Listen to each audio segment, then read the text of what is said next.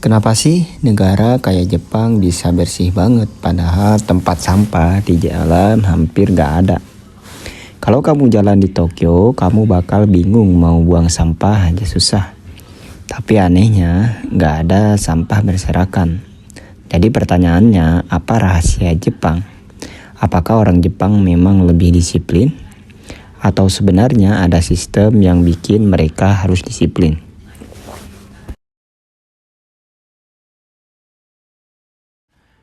Banyak orang langsung mikir, ya jelas orang Jepang kan disiplin dari lahir. Tapi itu terlalu simpel. Faktanya, disiplin itu bukan bakat. Disiplin itu hasil dari kebiasaan plus sistem.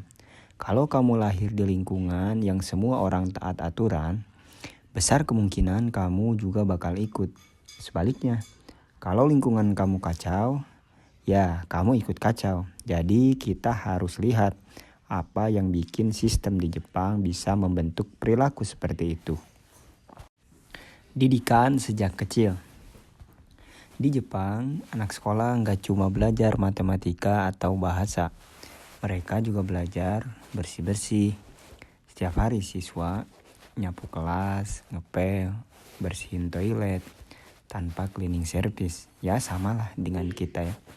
Tapi kenapa? Karena mereka diajarin ini tempat kamu yang bertanggung jawab.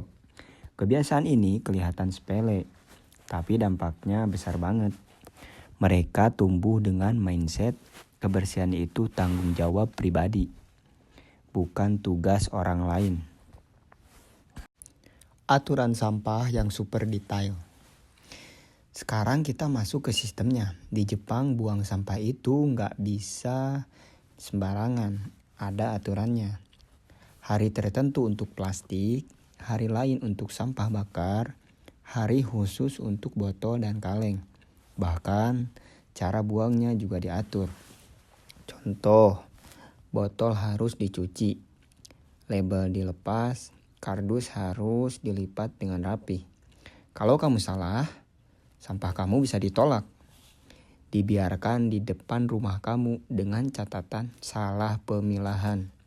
Bayangin malunya, akhirnya orang jadi mikir 2 kali sebelum asal buang. Tekanan sosial. Ini faktor paling kuat di Jepang, ada yang namanya tekanan sosial. Tetangga bisa lihat kamu buang sampah benar atau enggak. Dan di sana dinilai buruk oleh lingkungan itu ya berat.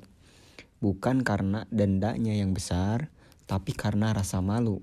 Konsepnya, jangan merepotkan orang lain. Jadi kalau kamu buang sampah sembarangan, itu bukan cuma soal kotor, tapi dianggap gak menghormati orang lain. Tempat sampah malah sedikit. Ini yang paling bikin kaget. Di Jepang, tempat sampah umum itu sedikit. Kenapa? Karena mereka punya kebiasaan bawa pulang sampah sendiri. Jadi kalau kamu beli makanan, sampahnya kamu simpan dulu, baru buang di rumah. Aneh? Awalnya iya, tapi lama-lama jadi normal. Sistem pengelolaan yang canggih. Selain budaya dan aturan, infrastruktur Jepang juga kuat.